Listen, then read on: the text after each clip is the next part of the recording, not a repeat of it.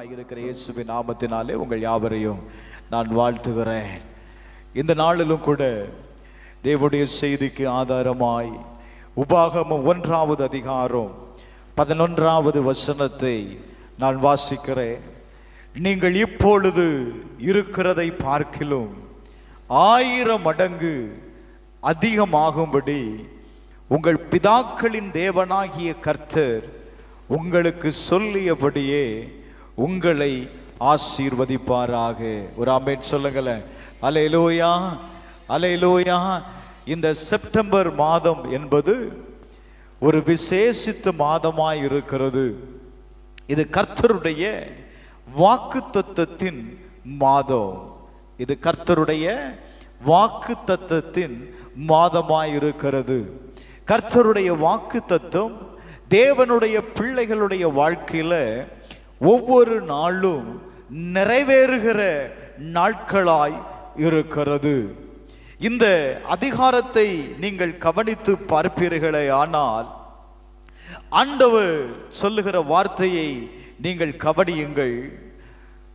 நீங்கள் இப்பொழுது இருக்கிறதை பார்க்கிலும் 1000 மடங்கு அதிகமாகும்படி உங்கள் பிதாக்களின் தேவனாகிய கர்த்தர் உங்களுக்கு சொல்லியபடியே உங்களை ஆசீர்வதிப்பாராக. உங்களை ஆசீர்வதிப்பாராக. எத்தனை மடங்கு ஆசீர்வதிப்பாரா? வேதம் சொல்லுகிறது கர்த்தர் உங்களை 1000 மடங்கு ஆசீர்வதிப்பாராக. The God of your father make you 1000 times as many as you are and bless you as he has promised you. கர்த்தர் உங்களுக்கு என்ன வாக்கு கொடுத்திருக்கிறாரோ அந்த வார்த்தைகளை அவர் நிறைவேற்றி கொடுக்கிற மாதமாய் இருக்கிறது. ஆண்டவர் சொல்லுகிறார், 8வது வசனத்தை வாசிக்கும் பொழுது, இதோ இந்த தேசத்தை உங்களுக்கு முன்பாக நான் வைத்திருக்கிறேன். இந்த தேசத்தை உங்களுக்கு முன்பாக நான் வைத்திருக்கிறேன். மோசேயை பார்த்து ஆண்டவர் சொல்லுகிறார், நீ இஸ்ரவேல் ஜனங்களுக்கு நீ சொல்ல வேண்டியது என்னவென்றால், இதோ இந்த தேசத்தை உங்களுக்கு முன்பாக நான் வைத்தேன். நீங்கள் போய் கர்த்தர் உங்கள் பிதாக்களாகிய ஆபிரகாமுக்கும் ஈசாக்குக்கும் யாக்கோபுக்கும் அவர்களுக்கு பின்வரும் அவர்கள் சந்ததிக்கும் ஆணையிட்டு கொடுத்த அந்த தேசத்தை சுதந்தரித்துக் கொள்ளுங்கள். ஒரு ஆமென் சொல்லுங்களேன். அல்லேலூயா. வேதம் சொல்லுகிறது, உங்களுக்கு முன்பாக நான் என்ன செய்திருக்கிறேன்? அந்த தேசத்தை ஆசீர்வதித்து வைத்திருக்கிறேன். நீங்க போய் அந்த தேசத்தை நீங்கள் சுதந்தரித்துக் கொள்ளுங்கள். இன்னைக்கு அநேக நேரத்தில் நம்முடைய ஆசீர்வாதத்திற்காக நாம் ஜெபிக்கிறோம். ஆனா ஒரு காரியத்தை மறந்து விடுகிறோம். கர்த்தர் நம்மை ஆசீர்வதித்திருக்கிறார். இனி ஆசீர்வதிக்க போகிறது அல்ல, அவர் நம்மை என்ன செய்திருக்கிறார்? ஆசீர்வதித்திருக்கிறார். அப்படி என்றால் அந்த ஆசீர்வாதத்தை நாம் சுதந்தரித்துக் கொள்ள வேண்டும். இன்னைக்கு நம்ம பார்க்கிறதெல்லாம் என்ன அப்படின்னா, ஆசீர்வாதம் அப்படின்னாலே பணம் மட்டும்தான் நமக்கு ஞாபகத்துக்கு வருது. ஆசீர்வாதம் அப்படின்னா என்னதான் மைண்ட்ல ஓடுது? ராத்திரி எல்லாம் மைண்ட்ல ஓடுறதெல்லாம் என் பணம்னு தான் ஓடுது. இல்ல, வேதம் சொல்லுது பாருங்களேன். அந்த வார்த்தையை நீங்க நல்லா கவனிச்சீங்கன்னா பார்க்கலாம். நீங்கள் போய் அதை சுதந்திரித்துக் கொள்ளுங்கள். Go in and possess the land. இன்னொரு மொழிபெயர்ப்பு சொல்லுகிறது, go and take it. Go in and occupy it. நீ போய் எடுத்துக்கொள், நீ போய் சுதந்திரித்துக்கொள். உன் வீதத்தை நீ என்ன செய்து கொள்ளு? நீ எடுத்துக்கொள். பிரைஸ் அல்லாஹ். அப்ப தேவனுடைய ஆசீர்வாதம் என்பது என்ன? உபாகமம் 6வது அதிகாரம் 10வது வசனத்திலிருந்து நீங்க வாசிக்கும் போது, உன் தேவனாகிய கர்த்தர் உனக்கு கொடுப்பேன் என்று ஆபிரகாம், ஈசாக்கு, யாக்கோபு என்பவர்களாகிய உன் பிதாக்களுக்கு ஆணையிட்டு கொடுத்த தேசத்தில், உனக்கு ஆணையிட்டு கொடுத்த தேசத்தில் உன்னை பிரவேசிக்க பண்ணும் பொழுது நீ கட்டாத வசதியான பெரிய பட்டணங்களையும் நீ நிரப்பாத சகல நல்ல வஸ்துகளாலும் நிரம்பிய வீடுகளையும் நீ வெட்டாமல் வெட்டப்பட்டிருக்கிற துறவுகளையும் நீ நடாத திராட்சை தோட்டங்களையும் ஒலிவ தோப்புகளையும் அவர் உனக்கு கொடுப்பதினால் நீ சாப்பிட்டு என்ன ஆகு? திருப்தியாகு. Glory to God. வேதம் சொல்லுகிறது, நீங்க எதுவும் செய்ய வேண்டாம், நீ போய் உனக்காய் ஆயத்தம் பண்ணிருக்கிற, Glory to God. அந்த வார்த்தைகளை கவனிச்சீங்களா? நீ போய் பிரவேசம் பண்ணு, நீ கட்டாத வசதியான பெரிய பட்டணம், Glory to God. நீ நிரப்பாத சகல நல்ல வஸ்துகளாலும் நிரம்பிய வீடு, நீ வெட்டாத துறவு, நீ நடாத திராட்சை தோட்டம், ஒலிவ தோப்புகள் நான் உனக்கு கொடுத்திருக்கிறேன். நீ நன்றாய் என்ன செய்து கொள், அதை சாப்பிட்டு திருப்தியாகன்னு ஆண்டவர் சொல்றார்.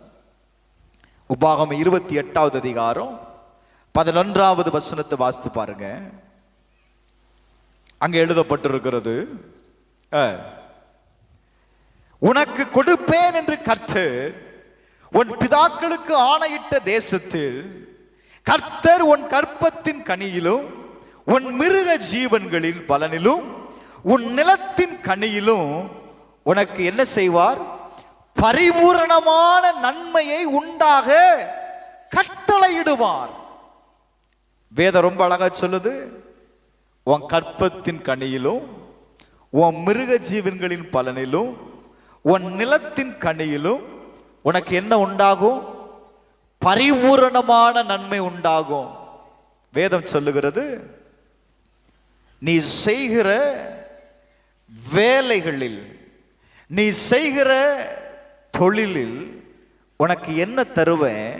நீ இருக்கிற தேசத்துல உனக்கு பரிபூரணமான நன்மையை தருவேன் என்று ஆண்டவர் சொல்லுகிறார்.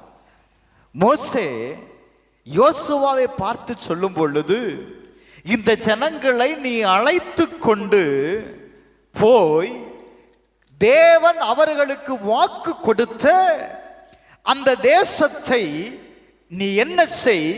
சுதந்தரிக்க செய். மோசே சொல்றாரு, ஆண்டவர் வாக்கு பண்ணிருக்கிறாருப்பா, அந்த ஜனங்களுக்கு அவர்கள் கட்டாத பிரயாசப்படாத ஒரு ஆசீர்வாதத்தை அவர் வைத்திருக்கிறார். அந்த ஆசீர்வாதத்தை அவர்களை அழைத்து கொண்டு போய் நீ என்ன செய்ய? சுதந்தரிக்க செய். அப்போ ஒரு காரியத்தை நீங்க நல்லா புரிந்து கொள்ளணும். ஆண்டவர் உங்களை ஆசீர்வதித்திருக்கிறார். இப்ப ஆண்டவருடைய வார்த்தை என்ன? உங்களை இப்பொழுது இருக்கிற இந்த நிலையிலிருந்து 1000 மடங்கு நான் உன்னை ஆசீர்வதிப்பேன்னு சொல்றாரு. அப்படின்னா என்ன? அங்க ஒரு வார்த்தை சொல்லுகிறது, ஒரு பர்சனல் இன்ஹெரிட்டன்ஸ். ஆண்டவர் உங்க ஒவ்வொருவருடைய வாழ்க்கையிலும் ஒரு சுதந்திரத்தை வைத்திருக்கிறார். நீங்க ஆபிரகாமை குறித்து பார்க்கும் பொழுது, ஆபிரகாமுடைய தனிப்பட்ட வாழ்க்கையில 12வது அதிகாரம் 2வது வசனத்தை வாசிக்கும் போது, ஆபிரகாமை அழைக்கும் போது கர்த்தர் சொல்லுகிறார், நான் உன்னை பெரிய ஜாதியாக்கி உன்னை ஆசீர்வதித்து உன்னை என்ன செய்வேன், உன் பேரை பெருமைப்படுத்துவேன். நீ எப்படி இருப்ப, நீ ஆசீர்வாதமாய் இருப்பாய். இது யாரை பார்த்து சொல்லுகிற வார்த்தை? ஒரு தனிப்பட்ட மனிதனை பார்த்து சொல்லுகிற வார்த்தை. Glory to God. இந்த ஆபிரகாம் தன்னுடைய தகப்பனோடு கூட சேர்ந்து ஒரு சாதாரண வேலையை செய்து கொண்டிருந்த ஒரு மனிதன். கர்த்தர் அவனை அழைத்து உன் தேசத்தையும் உன் இனத்தையும் உன்னுடைய தகப்பனுடைய வீட்டையை விட்டு எங்க போகிறாரு, நான் காண்பிக்கும் தேசத்திற்கு போ அப்படிங்கிறார். அவன் போகும்போது அவனுடைய வாழ்க்கையில எந்த ஆசீர்வாதமும் இல்லை. நல்ல கவனிங்க. போகும்போது வழி செலவுக்கு 1,00,000 ரூபாய் பணத்தை கொடுத்து விடல. வேதம் சொல்லுகிறது, நான் உன்னை ஆசீர்வதிப்பேன். இதுதான் ஆண்டவருடைய வார்த்தை. ஆண்டவர் அவனை எப்படி ஆசீர்வதிக்கிறார் தெரியுமா? ஆதியாகமம் 13வது அதிகாரம் 2வது வசனத்தை நீங்க வாசித்து பார்த்தீங்கன்னா, ஆபிரகாம் மிருக ஜீவன்களும், ஆபிரகாம் சொல்லுங்க, மிருக ஜீவன்களும் வெள்ளியும் பொன்னுமான ஆஸ்திகளை உடைய சீமானாயிருந்தான். ஆபிரகாம் யாருன்னு சொல்லுது? Abraham was very rich man. அவன்கிட்ட இப்ப சில்வர் இருக்கு, கோல்டு இருக்கு, அநேக மிருகங்கள் இருக்கிறது. இதெல்லாம் எப்படி வந்தது? வேதம் சொல்லுகிறது, அந்த தேசத்துல அவன் யாரா இருந்தானா சொல்லுங்க, Glory to God, சீமானாய் இருந்தான். இந்த ஆசீர்வாதத்தை அவன் எப்படி பெற்றுக்கொண்டான்? வேதம் சொல்லுகிறது, எபிரேயருக்கு எழுதின நிருபம் 11வது அதிகாரம் அதனுடைய 8வது வசனத்தை வாசிக்கலாம். அங்கே நீங்க வாசிக்கும் போது, விசுவாசத்தினாலே, by faith, ஆபிரகாம் தான் சுதந்திரமாய் பெறப்போகிற இடத்திற்கு போகும்படி அழைக்கப்பட்ட போது, நில்லுங்க, எங்க போவதற்காக அழைத்தார்? ஆண்டவர் ஒரு தேசத்தை காண்பிக்கிறார். நீ அந்த தேசத்திற்கு போ, நான் உன்னை என்ன செய்வேன், உன்னை ஆசீர்வதிப்பேன். எங்க போகிறன்னு தெரியாதுங்க, அந்த தேசம் எப்படிப்பட்டதுன்னு தெரியாது. ஆனா ஆண்டவர் சொல்லுகிறார், நீ போ, எல்லாவற்றையும் விட்டுட்டு நீ போங்கிறாரு. வேதம் சொல்லுகிறது, விசுவாசத்தினாலே ஆபிரகாம் தான் சுதந்திரமாய் பெறப்போகிற இடத்திற்கு போகும்படி அழைக்கப்பட்ட போது அவன் என்ன செய்தான்? கீழ்ப்படிந்து தான் போகும் இடம் இன்னதென்று அறியாமல் இருந்தான். ஒரு ஆமென் சொல்லுங்களேன். Hallelujah, hallelujah. By faith. அப்ப இந்த சுதந்திரம் அப்படின்னா என்ன? இந்த சுதந்திரம் அப்படிங்கிறது, inheritance means what God has placed in your life. உங்க வாழ்க்கையில தேவன் ஏதோ ஒரு காரியத்தை வைத்திருக்கிறார், ஒரு ஆசீர்வாதத்தை வைத்திருக்கிறார். Glory to God. அதை நீ சுதந்தரித்துக் கொள்ளும்படி நீ என்ன செய்யணும்? ஆண்டவரே வந்து உன்னை ஆசீர்வதிக்க மாட்டார். இன்னைக்கு நிறைய டிக்கெட் இப்படிதான் வெயிட் பண்ணிட்டு இருக்குது. அவரே வந்து என்ன செய்யணும்? என்ன ஆசீர்வதிக்கணும். அவர் ஏற்கனவே உன்னை ஆசீர்வதிச்சுட்டாருப்பா.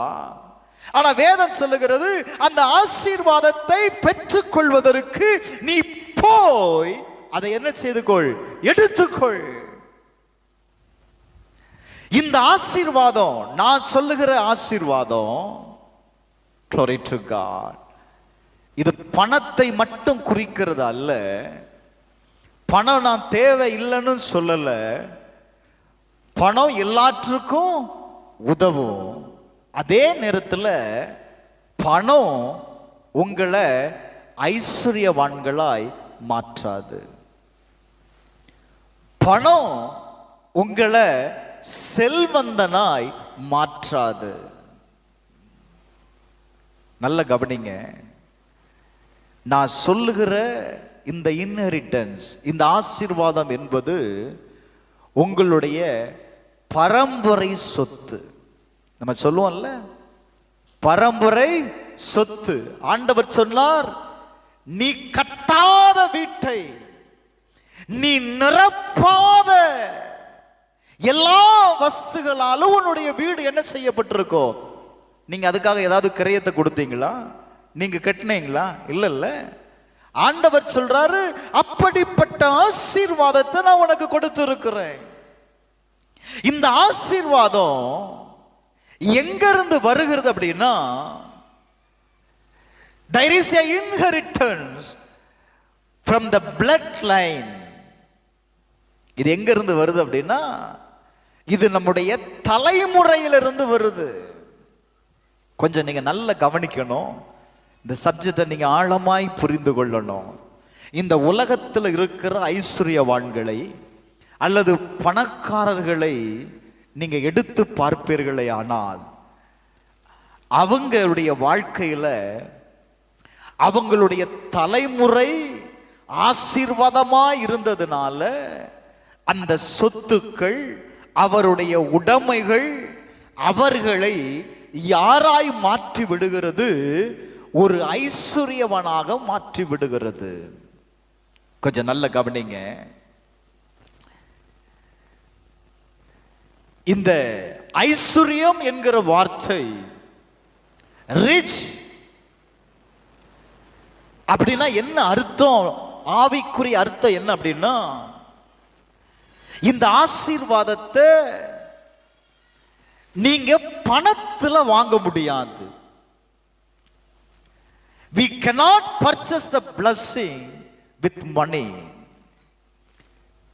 இந்த ஆசீர்வாதம் இது எங்க இருந்து வருகிறது அப்படின்னா, இந்த செல்வம் இது என்னுடைய தலைமுறையில் கடந்து வந்தது. Glory to God. இப்ப நான் இப்படி சொல்றேன் பாருங்களேன். இதை நீங்க பார்க்கணும் அப்படின்னா உங்களுக்கு ஒரு தெய்வீக வெளிப்பாடு வேணும். அதாவது இப்போ நீங்க இப்ப இருக்கிற இந்த நிலையிலிருந்து உங்க எதிர்காலத்துல நீங்க எப்படி இருக்க போகிறீங்க அப்படிங்கிற அந்த நேரம் இருக்குல்ல, இந்த ரெண்டுக்கும் நடுவா இருக்கிற வித்தியாசம்தான் நீங்க எவ்வளவு ஐஸ்வர்யவான்களாய் நீங்க இருக்க போகிறீங்க அப்படிங்கிறதுக்கு காரணம். நான் சொல்றது புரியுதா இல்லையா? அதை தான் வேதம் சொல்லுகிறது, இப்பொழுது இருக்கிற நிலை மாறும். இந்த நிலையிலேயே உன் வாழ்க்கை இருக்காது. அது எப்படி இருக்கும் அப்படின்னா, நீ உன்னுடைய பணத்தை மட்டும் நீ பார்த்து கொண்டு இருந்த அப்படின்னா ஒரு நாள் உன் நிலை மாறவே மாறாது. இன்னைக்கு நிறைய பேர் நம்ம என்ன நினைக்கிறோம் அப்படின்னா, பணம் இருந்தா நம்ம ரிச் ஆயிரலாம் நினைக்கிறோம். நோ, வேதம் சொல்லுகிறது, தேவன் தான் ஒரு மனிதனை ஐஸ்வர்யவானாய் மாற்றுகிறார். ஏங்க நான் இப்படி சொல்றேன் பாருங்களேன். ஆபிரகாமை கர்த்தர் அழைத்த போது அவன் எதிர்காலத்தை பற்றி அவன் கவலைப்படவே இல்லை. ஆனா தன்னுடைய எதிர்காலம் கர்த்தருடைய கரத்தில் இருக்கிறது என்பதை அறிந்து கடவுளுடைய மனதை அவன் அணுகிக் கொண்டே இருந்தான். அவனுடைய வாழ்வாரத்துக்கு, அவன் வாழ தேவையான எல்லாவற்றிற்கும் அவன் என்ன செய்தான் தெரியுமா? அவன் கர்த்தரை சார்ந்திருந்தான். Glory to God. அவனுக்கு வேண்டிய செல்வம், அவனுக்கு வேண்டிய wealth யாரிடத்திலிருந்து வந்தது அப்படின்னா தேவனிடத்திலிருந்து வந்ததுங்க. இந்த wealth அப்படிங்கிற வார்த்தைக்கு என்ன சரியான அர்த்தம் அப்படின்னா மார்க்கெட் வேல்யூ. பணத்திற்கு மதிப்பு இல்லைங்க. ஆனா உங்ககிட்ட இருக்கிற உடைமைகளுக்கு, உங்ககிட்ட இருக்கிற மெட்டீரியலுக்கு, உங்ககிட்ட இருக்கிற தங்கத்திற்கு ஒவ்வொரு நாளும் என்ன இருக்கு? ஒரு வேல்யூ இருக்கிறது. நான் இப்படி சொல்றேன், மறுபடியும் கவனிக்கணும். நீங்க பணத்தினால நீ ரிச் ஆக முடியாது, நீ நல்ல வெல்த்துள்ளவனாய் வாழ முடியாது. ஆனா நீ ஒரு செல்வந்தனா இருந்தா நீ ஐஸ்வர்யவனாய் மாறலாம். ஐஸ்வர்யவனாய் இருக்கும்போது உனக்கு தேவையான பணத்தை உன்னால என்ன செய்து கொள்ள முடியும்? உருவாக்கி கொள்ள முடியும். இதுக்கு என்ன தேவை தெரியுமா? நாலேஜ். பணத்தை குறித்து உண்டான அறிவு இருக்கணும். Glory to God. நீ அந்த பணத்தை எப்படி செலவு பண்ணுகிற, எதற்காக செலவு பண்ணுகிற, இந்த பணம் எங்க இருந்து வந்தது, அதை நீ அறியணும். அதை நம்ம கவனிக்கிறது இல்லை. நம்ம மனசெல்லாம் என்ன அப்படின்னா பணத்தை குறித்து மட்டும்தான் நம்ம கவலைப்படுகிறோமே தவிர, எங்க பரம்பரையாய் ஆசீர்வாதமா இருக்கிறவன் என்னைக்காவது பணத்தை குறித்து கவலைப்பட்டிருக்கிறானா? கொஞ்சம் யோசித்து பாருங்க. இல்லை. அப்ப நீ செல்வந்தனா இருந்த அப்படின்னா உன்னால என்ன செய்ய முடியும்? இந்த பணத்தை உங்களால உருவாக்க முடியும். பணத்தை என்ன செய்ய முடியும்? சொல்லுங்க. உருவாக்க முடியும். வேதம் சொல்லுகிறது, நீங்கள் பிறப்பதற்கு முன்பதாகவே உங்களுடைய பொசிஷன் அல்லது உங்களுடைய போர்ஷன் அல்லது உங்களுடைய சுதந்திரம் உங்களுக்குரியதாய் மாறிவிட்டது. நான் இப்படி சொல்லட்டுமா? இப்போ ஒரு நல்ல ஐஸ்வர்யமான குடும்பத்தில் 10 தலைமுறைக்கு சொத்து இருக்கிற வீட்டில் பிறக்கிறோன்னு வைங்களேன். அப்போ அவன் பிறங்கும் போதே எதற்கு உட்பட்டு பிறக்கிறான் அப்படின்னா அந்த 10 தலைமுறைக்கு உள்ள அந்த சொத்துக்கு ஒரு சுதந்திரவாளியாய் அவன் பிறக்கிறான். நீங்களும் நானும் கிறிஸ்துவுக்குள் பிறந்தவர்கள் என்று நம்புகிறோம். கிறிஸ்து தரித்திரரா? கிறிஸ்து தரித்திரரா? இல்ல. வேதம் சொல்லுகிறது ஆபிரகாமே is a very rich man அப்படின்னு சொல்லுது. அப்ப ஆண்டவரை எப்படி சொல்லலாம்? அவர் ஐஸ்வர்ய சம்பந்தர்.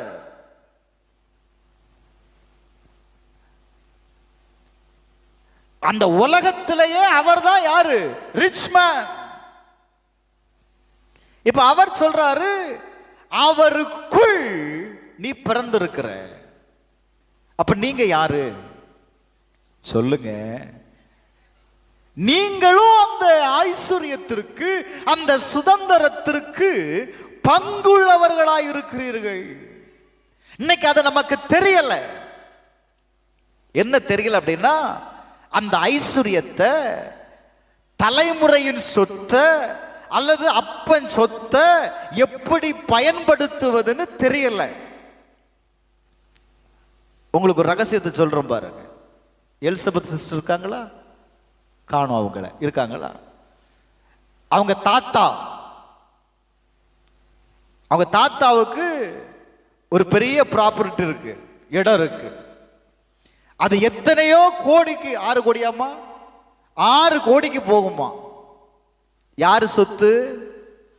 தாத்தா சொத்து 6 கோடிக்கு போகும்.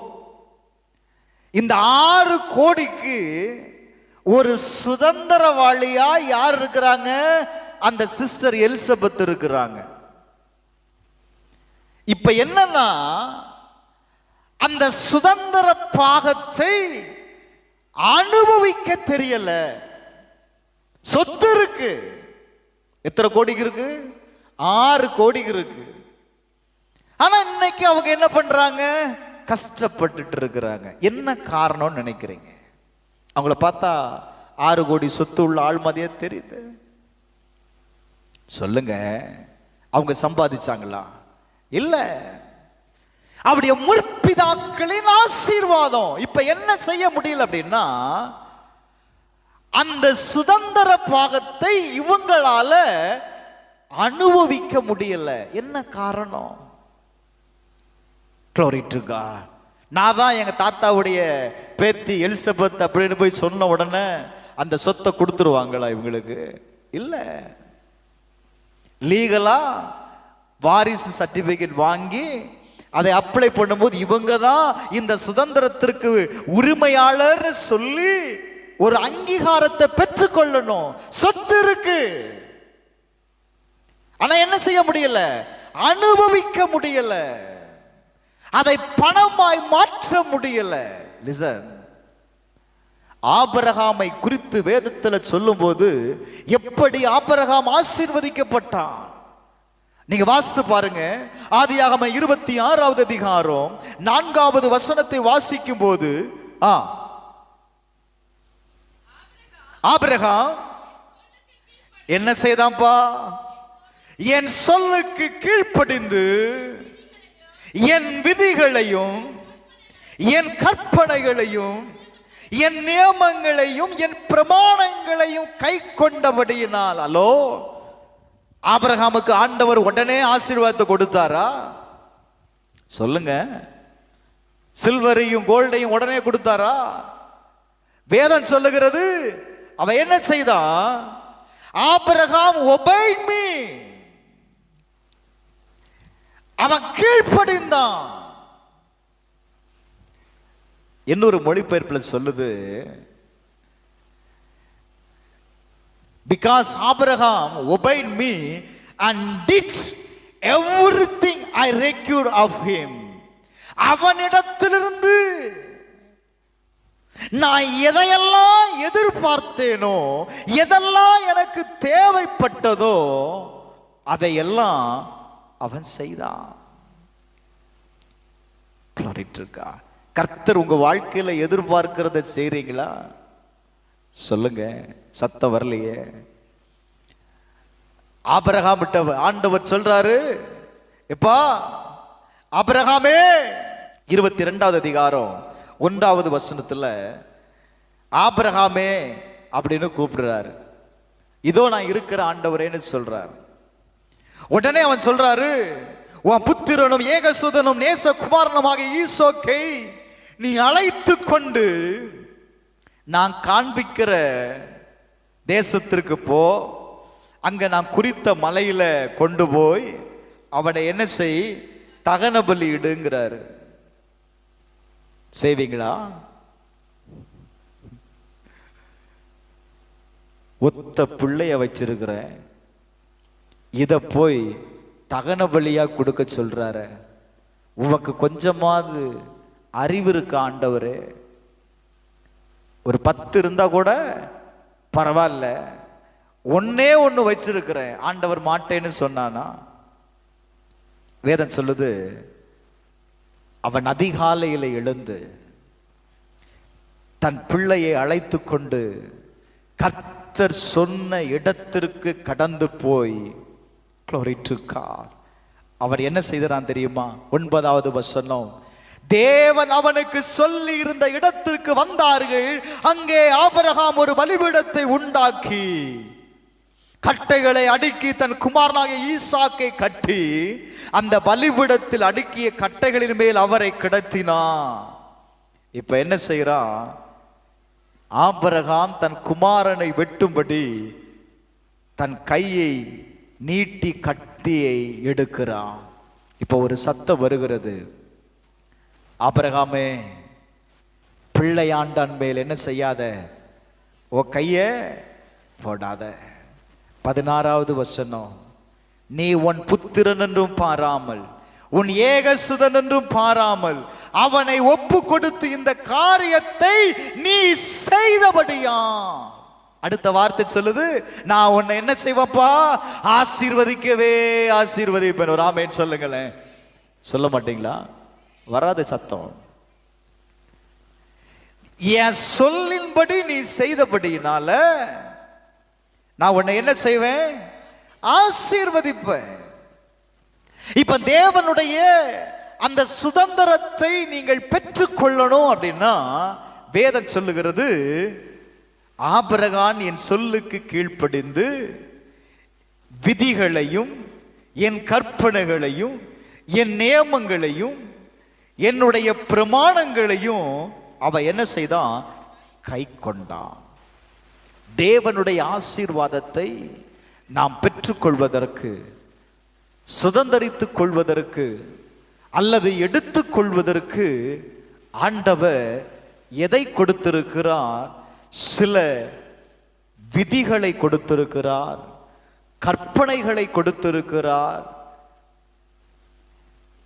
நியமங்களை கொடுத்திருக்கிறார், பிரமாணங்களை கர்த்தர் கொடுத்திருக்கிறார். இப்ப நான் இப்படி சொல்லுதேனே, இப்போ உங்க அக்கௌண்ட்ல பேங்க்ல 1 லட்சம் ரூபா பணம் இருக்கு. பேங்க்ல போன உடனே உங்க பணம் தான் உங்க அக்கௌண்ட்ல தான் இருக்கு, கேட்டோன்னு கொடுத்துருவானா? சொல்லுங்க, கொடுக்க மாட்டான். என்ன செய்யணும்? வித்ராவில் வாங்கணும், இல்லைன்னா செக் லீஃபை கொடுக்கணும், சைன் பண்ணணும். அவனுக்கு முன்னாடியே நீங்க தான் சைன் போட்டீங்கன்னு மறுபடியும் ஒரு சைனை போட சொல்லுவான். ரெண்டாவது நீ தான் அந்த நபர்னு சொல்லி ஐடென்டி கார்டையும் காட்டணும். இது என்னது? இது விதி, இது பேங்குடைய ரூல்ஸ். உன் பேரை சொல்லி வேற யாராவது வாங்கிட்டு போயிட்டா கொஞ்சம் யோசிக்கணும். அப்ப உன்னுடைய ஆசீர்வாதம் சில விதிகளுக்கு, சில நியமங்களுக்கு, சில கட்டளைகளுக்கு அது உட்பட்டது.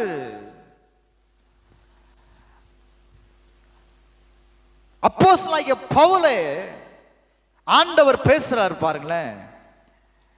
அப்போஸ்தலர் நடவடிக்கைகள் 26வது அதிகாரம் 18வது வசனத்தை நீங்க வாசித்து பாருங்க. 26:18, அவர்கள் என்னை பற்றும் விசுவாசத்தினாலே பாவ மன்னிப்பையும், நல்ல கவனிங்க, சுதந்திரத்தை பெற்றுக் கொள்ளும்படி அவர்கள் இருளை விட்டு ஒளியினிடத்திற்கும் சாத்தானுடைய அதிகாரத்தை விட்டும் தேவனிடத்தில் திரும்பும்படிக்கு நீ அவர்களுடைய கண்களை திற. ரொம்ப அழகா சொல்லுது. ஆங்கில வேதாகமத்தில் முதல்ல என்ன சொல்லுது அப்படின்னா, டு ஓபன் தேர் ஐஸ். முதல்ல அவங்க கண்களை திற. கண்ணு குருடா இருக்குது, எதை பார்க்க முடியாம. நான் ஆசீர்வதித்திருக்கிற அந்த ஆசீர்வாதத்தை பார்க்க முடியாம வேதம் சொல்லுகிறது, darkness, from darkness to light, from power of Satan to God. உன் கண்ணு குருடா இருக்கு. திரும்ப திரும்ப வசனம் சொல்லுது, ஆண்டவர் உன்னை ஆசீர்வதித்திருக்கிறாரு, ஆசீர்வதித்திருக்கிறாரு. மறுபடியும் வந்து ஆண்டவரே என்னை ஆசீர்வதிங்க, ஆண்டவரே ஆசீர்வதிங்க. எங்க இருந்து ஆசீர்வதிக்கிறதுக்கு? ஆசீர்வாதம் உனக்கு முன்பதான் இருக்கு. உன் ஆசீர்வாதத்தை என்ன செய்ய முடியலன்னா உன்னால பார்க்க முடியல. உன் கண்ணு என்ன செய்யுது? குருடா இருக்கு. எந்த கண்ணு? மாமிச கண் நல்லாதான் இருக்கு, ஆவிக்குரிய கண் குருட்டா இருக்கு. அந்த கண்ணால என்ன செய்ய முடியல? தேவன் தனக்கு வைத்திருக்கிற ஆசீர்வாதத்தை பார்க்க முடியல. அப்போஸ்தலனாகிய பவுல் சொல்றாரு, அவருடைய கண்களை முதல்ல திற. கண்ணை தர முதல்ல. Glory to God. ரெண்டாவது, சாத்தானுடைய பிடியில இருக்கிறாங்க, அவங்கள ரிலீஸ் பண்ணு. அவங்கள ரிலீஸ் பண்ணி எங்க கொண்டு வா? கர்த்தரிடத்துல கொண்டு வா, தேவனிடத்துல கொண்டு வா. Glory to God. இன்னைக்கு பிசாசானவன் என்ன செய்கிறான்? நம்முடைய கண்களை, தேவனுடைய ஆசீர்வாதத்தை நம்மளால பார்க்க கூடாதபடிக்கு அவன் கட்டி வைத்திருக்கிறான். ஒரு நெருக்கத்தை கொடுத்து, ஒரு கஷ்டத்தை கொடுத்து. Glory to God. நீங்க புரிந்து கொள்ளணும், நீங்கள் யார்? ஆசீர்வதிக்கப்பட்டவர்கள். யாருடைய ஆசீர்வாதம்? இது என்னுடைய தகப்பனுடைய ஆசீர்வாதம். இது அவருடைய பிளட் லைன்ல இருந்து வருகிற ஆசீர்வாதம். Glory to God. இந்த ஆசீர்வாதத்தை பெற்றுக்கொள்வதற்கு கர்த்தர் உன் பாவத்தை மன்னித்திருக்கிறார். இத கூட நம்மால் நம்ப மாட்டேங்கான். ஜெபம் பண்ண வரும்போதெல்லாம் நான் பாவி ஆண்டவரே, நான் பாவியிலும் பிரதான பாவி ஆண்டவரே. அதுலயே அவனுக்கு நம்பிக்கை இல்லை. இன்னும் நான் எதுல தான் வாழ்றேன்? நான் பாவத்துல தான் வாழ்றேன்னு நினைக்கிறான். உன் பாவத்திலிருந்து இருந்து உன்னை ஆண்டவர் என்ன செய்திருக்கிறாருப்பா? உன் பாவம் மன்னிக்கப்பட்டு இருக்கிறது, நீ நீதிமானாய் மாற்றிருக்கிறான். வேதம் சொல்லுகிறது. Glory to God. பரிசுத்தமாக்கப்பட்டவர்களுக்குரிய சுதந்திரத்தை பெற்றுக்கொள்ளும்படி இருக்கா? நீ பரிசுத்தமாக்கப்பட்டிருக்கிற.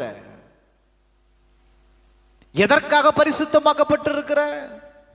அவருடைய சுதந்திரத்தை நீ பெற்றுக்கொள்ளும்படி, அவருடைய ஆசீர்வாதத்தை நீ பெற்றுக்கொள்ளும்படி நீ என்ன பட்டிருக்கிற?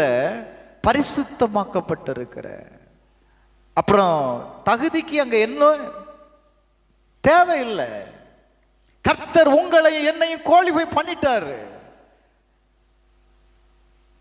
பின்ன என்ன பிரச்சனை அப்படின்னா,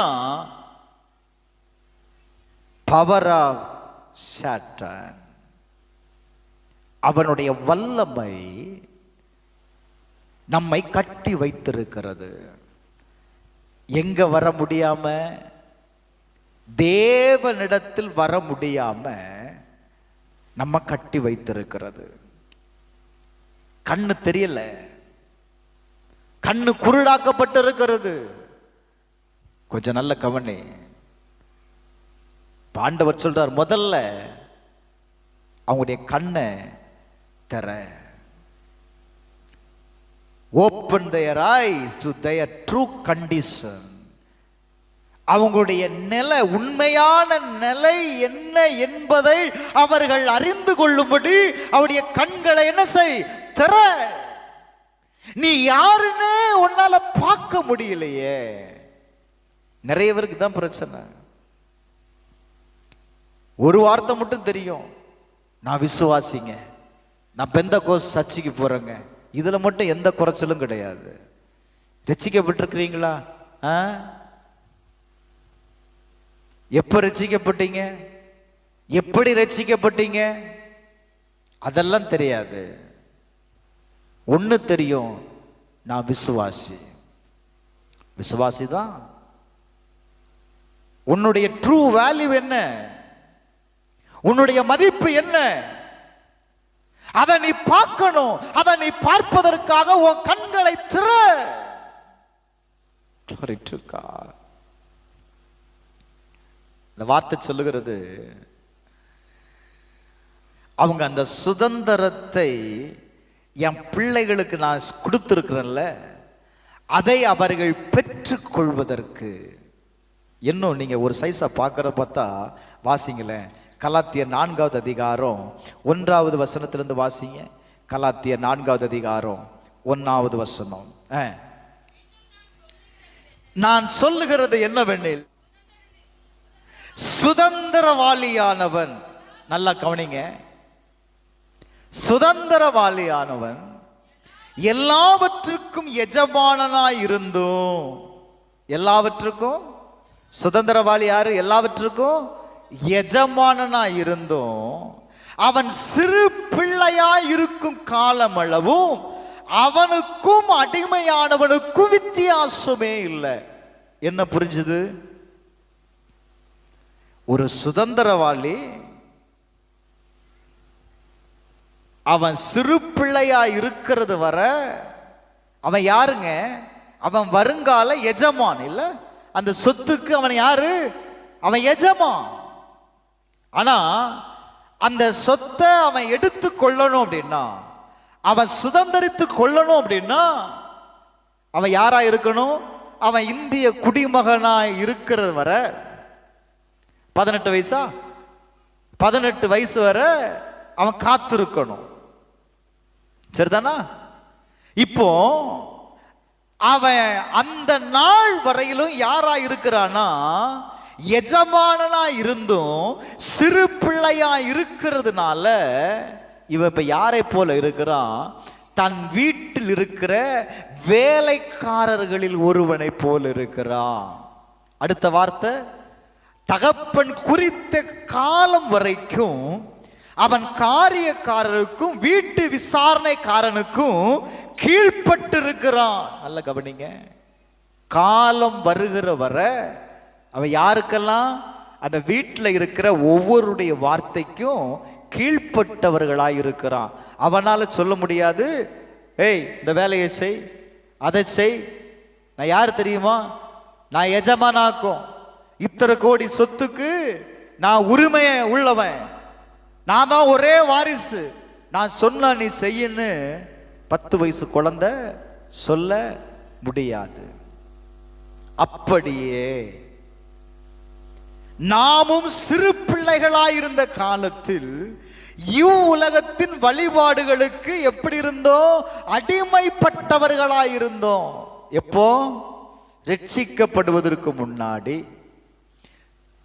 இந்த தேசத்துல உலகத்துல நீங்க அடிமையா இருந்தீங்க. இப்ப நீங்க யாரா இருக்கிறீங்க? புத்திர சுவிகாரத்தை அடையும்படி நீங்கள் மீட்கப்பட்டவர்கள். ஒரு ஆமென் சொல்லுங்களேன், சத்தமா சொல்லுப்பா. அல்லேலூயா. இப்ப நீ என்ன? புத்திர சுவிகாரத்தை பெறும்படி நீ யாரு? நீ மீட்கப்பட்ட. இப்போ உனக்கு ஒரு காலம் வைக்கப்பட்டிருந்தல்ல, அந்த காலம் நிறைவேறின போது கர்த்தர் என்ன செய்கிறார்? இயேசுவை அனுப்புகிறார். இந்த இயேசுவை இந்த உலகத்திற்கு அனுப்பி நீங்கள் புத்திரரா இருக்கிறபடியினால அப்பா பிதாவே என்று கூப்பிடத்தக்க தேவன் தமது குமாரனுடைய ஆவியை உங்கள் இருதயங்களில் அனுப்பினார். ஆகையால் இனி நீங்கள், இப்ப நல்லா கவனிக்கணும், அடிமைத்தனத்தில் இருந்த உங்களை இயேசு என்ன செய்திருக்கிறாரு? மீட்டெடுத்துட்டார். மீட்டெடுத்து அவருடைய பிள்ளையாய் உங்களை மாற்றிருக்கிறார்.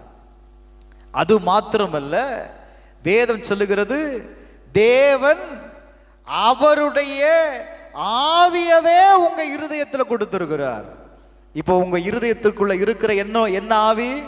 கெட்ட ஆவி இல்ல, இயேசுனுடைய ஆவி, குமாரனுடைய ஆவி எனக்குள்ள இருக்கிறது. இந்த குமாரனுடைய ஆவி உங்களுக்குள்ள இருந்தா மட்டும்தான் நீங்க யாருடைய சாயலாய் மாற முடியும்? அந்த குமாரனுடைய சாயலாய் மாறிவிட முடியும். புரியுதா? இப்ப அடுத்த வார்த்தை, ஆகையால் இனி நீ அடிமையாயிராமல் யாராய் இருக்கிறாய்? கொஞ்சம் சத்தமா சொல்லுங்க. நீ அடிமை இல்ல, நீ யாராய் இருக்கிற? நீ புத்திரனாய் இருக்கிற. நீ புத்திரனே, ஆனால் யாருமாய் இருக்கிறாய்? ஓ glory to God.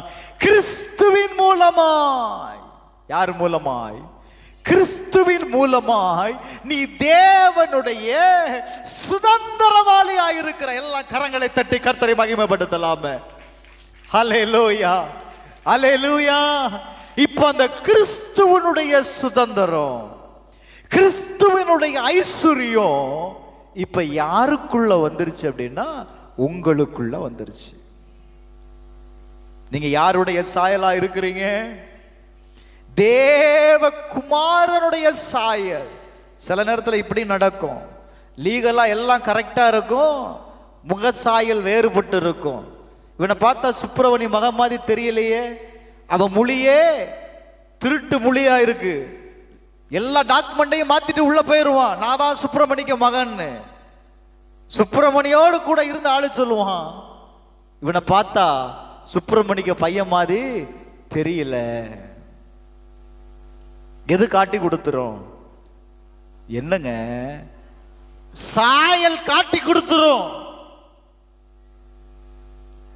வேதம் சொல்லுகிறது, ஓ glory to God, அந்த குமாரனுடைய ஒரு பயலும் உன்னை யார் என்னன்னு சொல்லிடக்கூடாது, இவன் இயேசுடைய பிள்ளை இல்ல, இவன் குமாரனுடைய பிள்ளை இல்ல, இவன் இந்த சொத்துக்கு இவனுக்கு எந்த சம்பந்தமும் கிடையாதுன்னு ஒருவனும் உன்னை சொல்லிவிடக் கூடாதுன்னு சொல்லி குமாரனுடைய சாயலை உனக்கு கொடுக்கிறார்.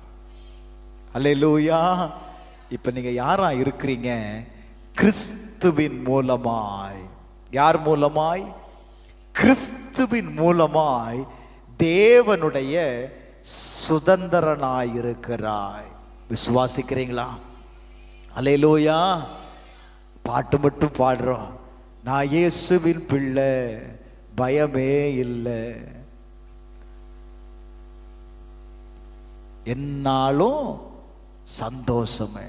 அது பாட்டு பாஸ்டர். நான் இயேசுவின் பிள்ளைன்னு பாடுறேன். பிரச்சனை வரும்போது இயேசுநாதர் வெளியே போயிருந்தாரு. வேதம் சொல்லுதுப்பா. என்ன காரணம்னு நினைக்கிறீங்க?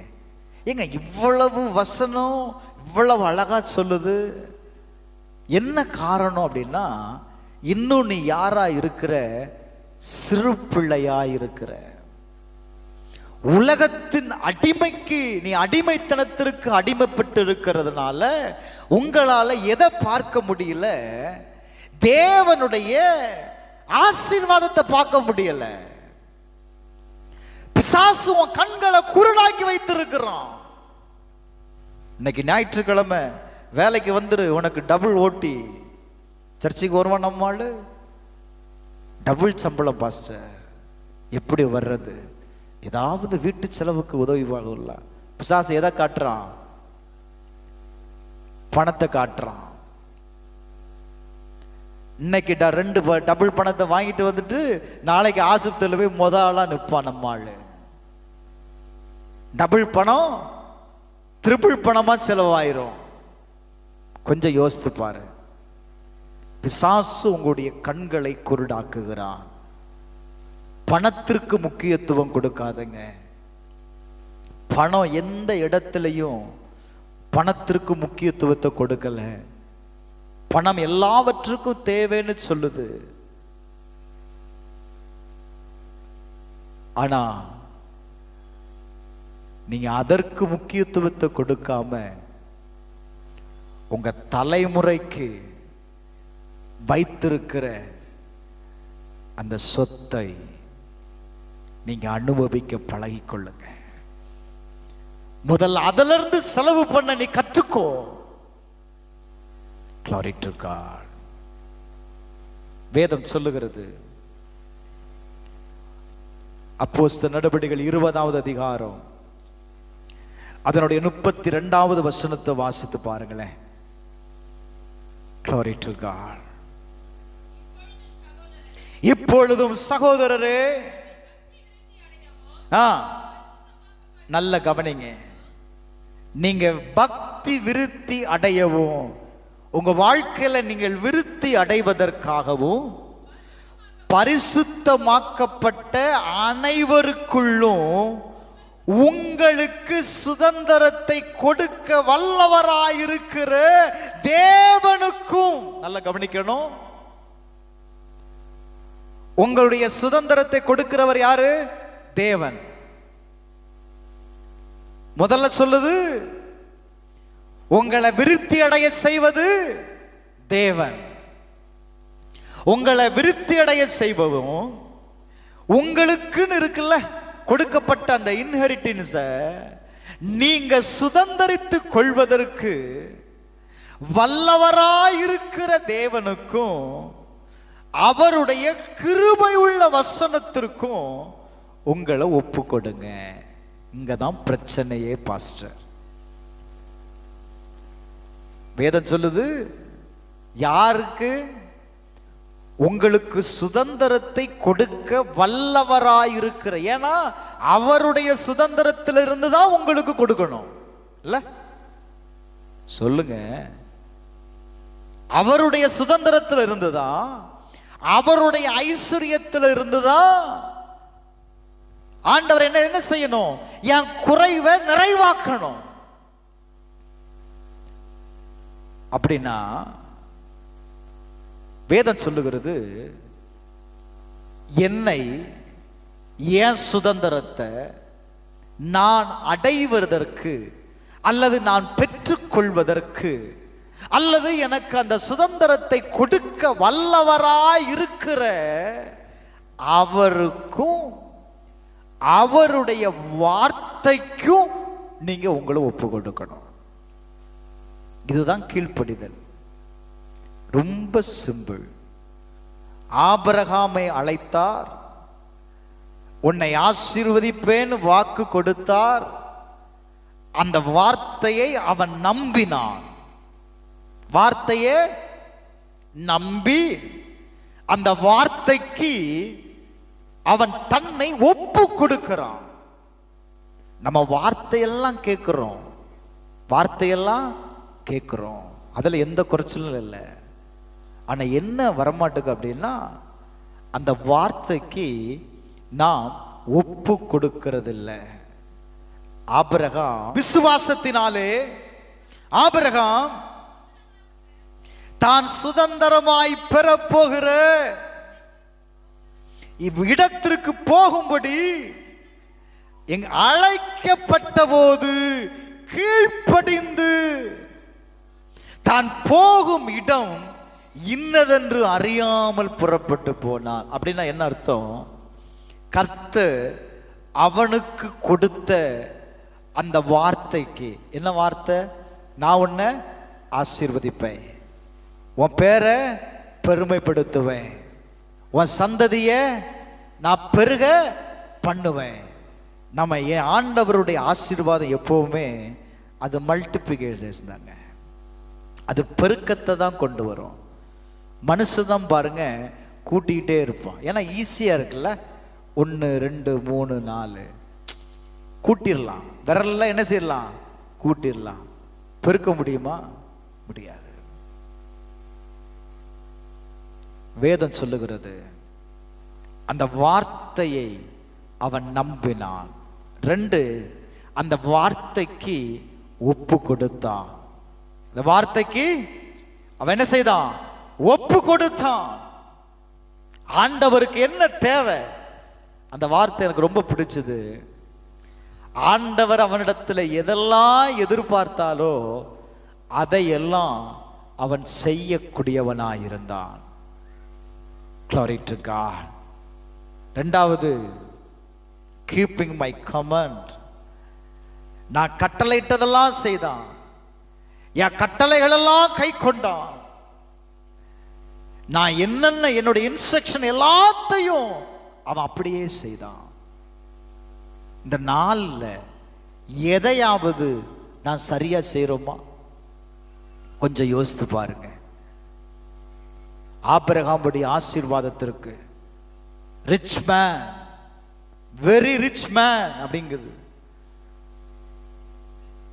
அவனுடைய ஆசீர்வாதத்திற்கு, அவனுடைய ஐஸ்வர்யவனாய் மாறுவதற்கு அவன் வேற எதையும் செய்யலைங்க, கீழ்ப்படிந்தான்.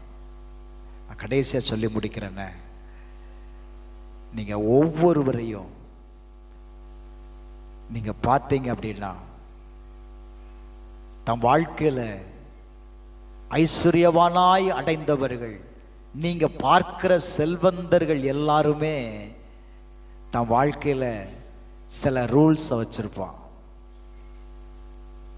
சில பணம் இருக்குன்னு சொல்லி பணத்தை அவன் செலவு பண்ண மாட்டான். சில ரூல்ஸ் வச்சிருப்பான். ஆனா ரூல்ஸே இல்லாம, நிபந்தனையே இல்லாம வாழ்கிறது யாருன்னா நம்ம தான் வாழ்ந்துட்டு இருக்கிறோம். நிபந்தனையே இல்லை, இப்படிதான் வாழணும்னு வேதம் சொல்லுது. நான் எப்படி வேணாலும் வாழலாம்னு உலகம் சொல்லுது. நான் எதை செய்யறது பாஸ்டர்? சர்ச்சுக்குள்ள வந்தா நீங்க இப்படிதான் இருக்குன்னு சொல்றீங்க, ஆனா சர்ச்சை விட்டு வெளியே போனா எல்லாம் வேறுபாடா இருக்குது. நான் எதை செய்வது? கொஞ்சம் யோசித்து பாரு.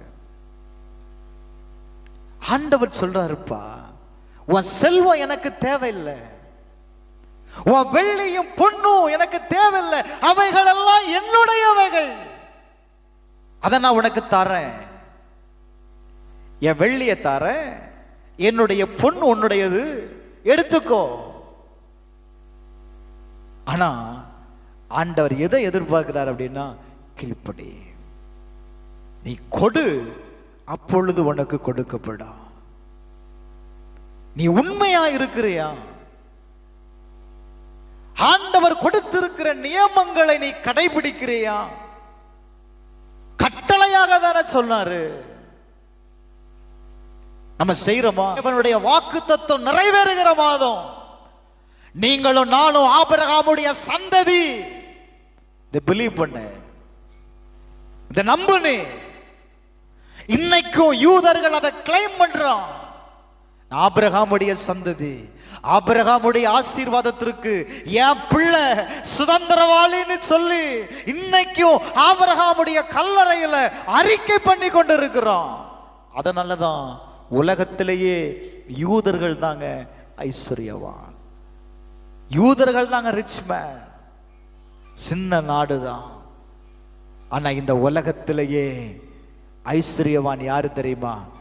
யூதன். காரணம் என்ன? அவன் சந்ததி, அவன் தாத்தா.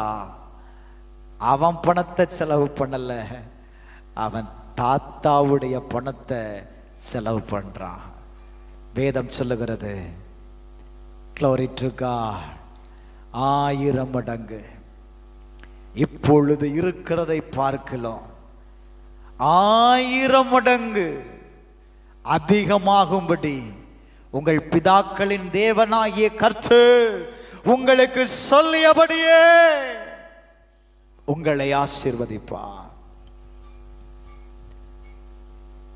இந்த மந்த் ஆஃப் செப்டம்பர் ஒரு டிரான்சிஷன் நடக்கும், ஒரு மாற்றம் உண்டாகும். உங்களுக்காகவும் எனக்காகவும் கல்வாரி சிலுவையில் ஆண்டவர் 2 கையும் வெறுமையாய் விரிக்கல, 2 கையும் வெறுமையா விரிச்சு உங்களை மீட்டெடுக்கல. ஒரு பெரிய பரிமாற்றம் நடந்தது. அவருடைய இரத்தத்தை சிந்தி உங்களையும் என்னையும் இந்த உலகத்திலிருந்து மீட்டெடுத்தார். ஒரு ஆமென் சொல்லுங்களேன், ஒரு ஆமென் சொல்லுங்களேன். அவருடைய சரீரத்தில் இருந்த கடைசி சொட்டு ரத்த வரையிலையும் இந்த பூமியில சிந்தப்பட்டதப்பா. எதற்காக தெரியுமா? பூமியில வாழ்கிற, என்னை நம்பி பின்பற்றுகிற, என்னை நம்பி வருகிற என் ஜனங்கள், என் பிள்ளைகள் ஒரு நாளும் வெட்கப்பட்டு போகக்கூடாது, ஒரு நாளும் தரித்திரனாய் வாழக்கூடாது என்பதற்காக உங்களுடைய தரித்திரத்தை அவர் எடுத்துக்கொண்டு அவருடைய ஐஸ்வர்யத்தை உங்களுக்கு கொடுத்திருக்கிறார். கரங்களை தட்டுவோமா? அந்த தெய்வத்தை மறந்து உலகத்தின் ஐஸ்வர்யத்தை நாடாத, உலகத்தின் ஐஸ்வர்யத்தை நாடாத. பிரதர், பணம் இருந்தா எல்லாவற்றையும் வாங்க முடியும். எல்லாவற்றையும் வாங்க முடியும். நான் இப்படி சொல்றேன், உங்ககிட்ட செல்வம் இருந்துச்சுன்னா, உடைமை இருந்துச்சு அப்படின்னா, அதை வைத்து உன்னால பணத்தை கிரியேட் பண்ண முடியும். உங்களுக்கு இன்னும் புரியலன்னு நினைக்கிறேன். பணத்தை வச்சு பணத்தை உண்டாக்க முடியாது. செலவு பண்ணலாம். ஒரு பவுன் நகை வைத்திருந்தீங்க அப்படின்னா, நகையாக தான் இருக்கும், உங்கள் பேரில் தான் இருக்கும். ஆனால் அந்த நகையை கொண்டு பணத்தை என்ன செய்யலாம்? பெற்றுக்கொள்ளலாமா இல்லையா? அப்போ எது பெருசு? ஐஸ்வர்யம்தான் பெருசு. தேவனுடைய சுதந்திரம் பெருசு.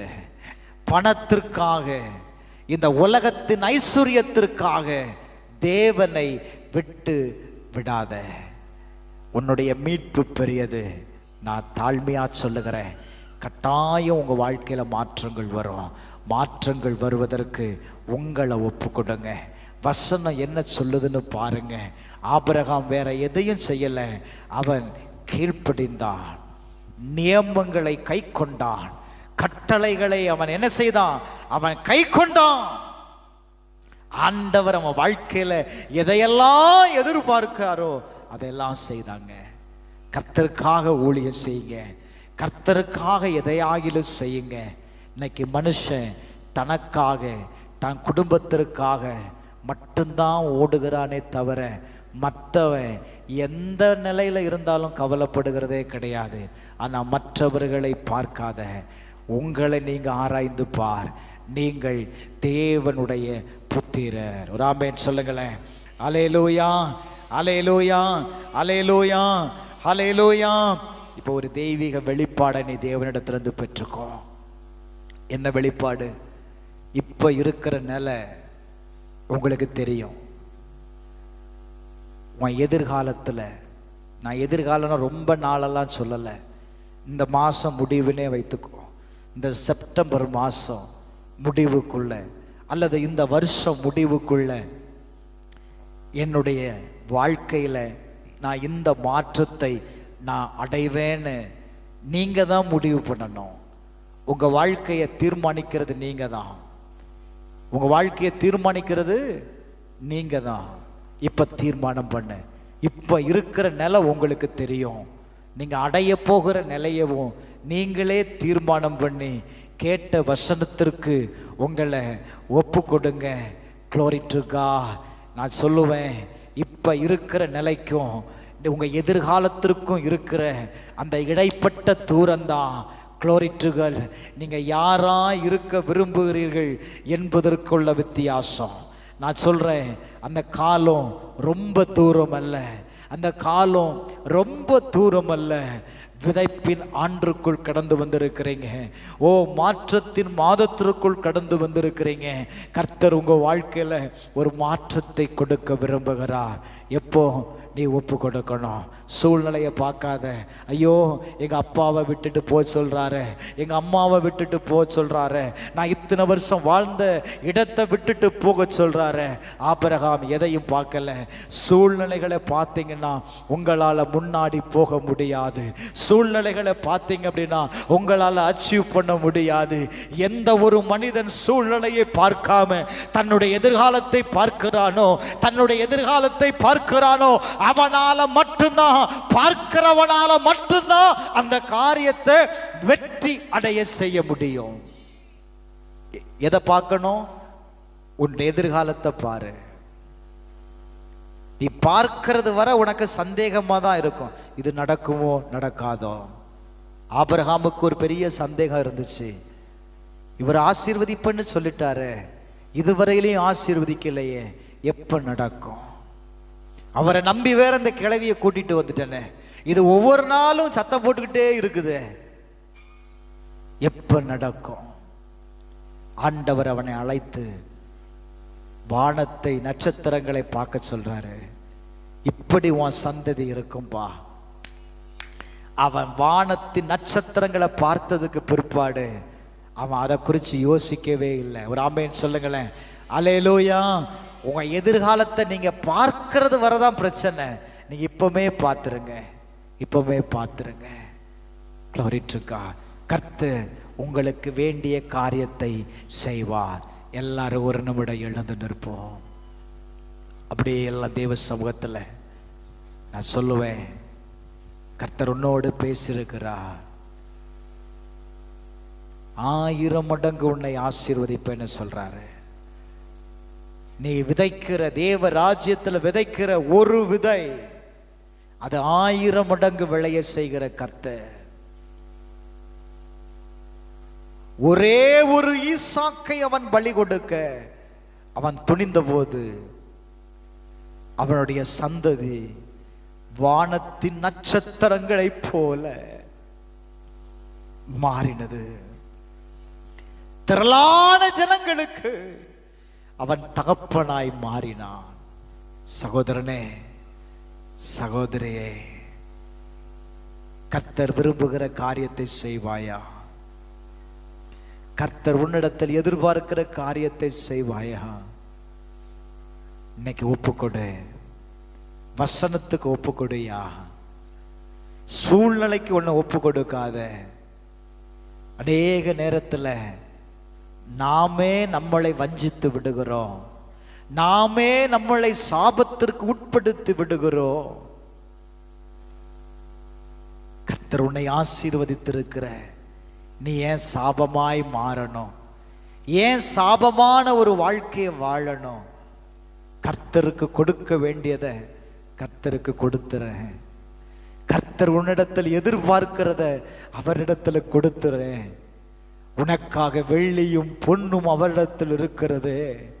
அவர் சொல்லுகிறார், நான் வானத்தின் அந்த பொக்கிஷ சாலையை நான் உனக்காக திறப்பேன்னு சொல்றாரு. ஏன் செய்ய மாட்டுக்க? ஏன் உன்னை ஒப்பு கொடுக்க மாட்டுக்க? வசனத்திற்கு உன்னை ஒப்பு கொடுயா, வார்த்தைக்கு உன்னை ஒப்பு கொடு. கர்த்தர் உன்னை ஆசீர்வதிப்பார். நான் மறுபடியும் சொல்றேன், உன் கண்கள் திறக்கட்டும். கர்த்தர் சொன்னார், கர்த்தர் சொன்னார். அப்போஸ்தலனாகிய பவுல்கிட்ட சொல்றார், அவன் கண்களை திறந்து விடு. இன்னைக்கு ஆண்டவர்கிட்ட கேளு, என் கண்ணை திறங்க ஆண்டவரே. எத்தனை பேர் கேட்குறீங்க? என் கண்ணை திறங்க ஆண்டவரே. சாசவன் என் கண்களை குருடாக்கி வைத்திருக்கிறான். பிசாசானவன் என் கண்களை குருடாக்கி வைத்திருக்கிறான். நான் பிசாசின் கட்டுகளில் அகப்பட்டு இருக்கிறேன் ஆண்டவரே. உம்முடைய சுதந்திரத்தை என்னால பெற்றுக்கொள்ள முடியல. எத்தனையோ வார்த்தையை வசனத்தை கேட்டோம், என் வாழ்க்கை விருத்தி அடையாமல் இருக்கிறது, ஆசீர்வாதம் இல்லாமல் இருக்கிற. கேளு சகோதரா, பணத்தை கேட்காத, செல்வத்தை கேளு, செல்வத்தை கேளு. ஆபிரகாமை ஆசீர்வதித்தவர் உன்னையும் ஆசீர்வதிப்பான். ஆபிரகாமை ஆசீர்வதித்தவர் உனக்கு சொல்லிய வார்த்தையின்படியே. அன்னைக்கு சேலஞ்சா சொல்றேன், this is a prophetic word. நீ அவரை சோதித்து பாரு, கட்டாயம் மாற்றம் உண்டாகும். 1000 மடங்கு நான் உன்னை இப்ப இருக்கிற இந்த நிலையிலிருந்து 1000 மடங்கு வித்தியாசத்துல உன் வாழ்க்கையை நான் மாற்றுவேன். விசுவாசிக்கிறீங்களா? நம்புறீங்களா இந்த வார்த்தைய? இது தேவ வார்த்தைங்க, இது ஒரு மனுஷனுடைய சத்தம் இல்லைங்க. 1000 மடங்கு உன் வாழ்க்கையில மாற்றம் கடந்து வரும். வித்தியாசத்தை நீ பார்ப்ப, வித்தியாசத்தை கர்த்தர் உண்டாக்குவேன்னு சொல்றாரு. 1000 மடங்கு நான் உன்னை ஆசீர்வதிப்பேன். நான் உனக்கு சொன்ன வார்த்தையெல்லாம், ஒருவேளை இதற்கு முன்பாக தேவன் உனக்கு அநேக வார்த்தைகளை பேசியிருக்கலாம். நான் சொல்லுவேன், அந்த வார்த்தையெல்லாம் இந்த மாசம் நிறைவேறும். அவருடைய நியமங்களையும் கட்டளைகளையும் நீ கை கொள்ளும் போது, அப்படி சத்தத்திற்கு நீ கீழ்ப்படியும் பொழுது, அவரால் சொல்லப்பட்டவைகள் உன் வாழ்க்கையில நிறைவேறும். நிறைவேறும் காலத்திற்குள் கடந்து வந்திருக்கிறீங்க. பெற்றுக்கொள்ளுங்க உங்க ஆசீர்வாதத்தை, பெற்றுக்கொள்ளுங்க உங்க ஆசீர்வாதத்தை. உன் வாழ்க்கை மாறுகிறது சிஸ்டர், பிரதர், உன் வாழ்க்கை மாறுகிறது. நீ எதிர்பார்க்கிற நன்மையை நான் உனக்கு தருவேன். பூரணமான நன்மை உண்டாகும். நீ செய்கிற தொழிலில் பூரணமான நன்மை உண்டாகும்னு சொல்றாரு. பூரணமான நன்மை, அதுல ஒரு நஷ்டமும் வராது.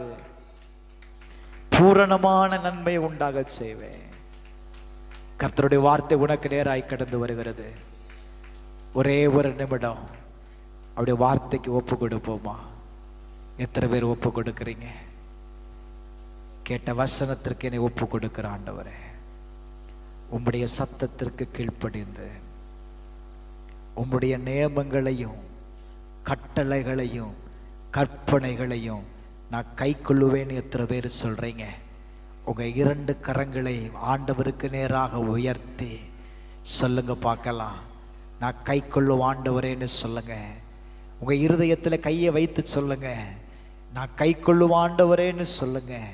வசனத்துக்கு ஒப்பு கொடுத்து சொல்லுங்க, ஆண்டவரே, ஆபிரகாம் எல்லாவற்றிலும் உமக்கு கீழ்ப்படிந்ததை போல நான் எல்லாவற்றிலேயும் உமக்கு கீழ்ப்படிவேன். ஆண்டவரே, உம்முடைய நியமங்களை கை கொள்ளுவேன், உம்முடைய கற்பனைகளை கை கொள்ளுவேன், உம்முடைய கட்டளைகளை நான் கை கொள்ளுவேன்.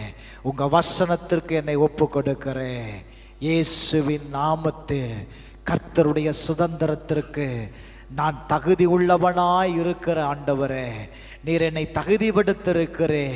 என் தகப்பனுடைய ஆசீர்வாதத்தினால நான் ஆசீர்வதிக்கப்பட்டவனாய் இந்த இடத்திலிருந்து நான் கடந்து செல்கிறேன். இந்த பூமியில் உயிர் வாழ்கிற ஒவ்வொரு நாட்களும் நான் ஆசீர்வதிக்கப்பட்டவனாய் வாழ நான் என்னை ஒப்பு கொடுக்கிறேன். என் குடும்பத்தை ஒப்பு கொடுக்கிறேன், என் திருச்சபையை ஒப்பு கொடுக்கிறேன், என் திருச்சபை மக்களை ஒப்பு கொடுக்கிறேன். இயேசுவின் நாமத்தில் ஜெபிக்கிறேன் நல்ல பிதாவே, ஆமென், ஆமென். கர்த்தருடைய பந்திக்கு ஆயத்தமாய்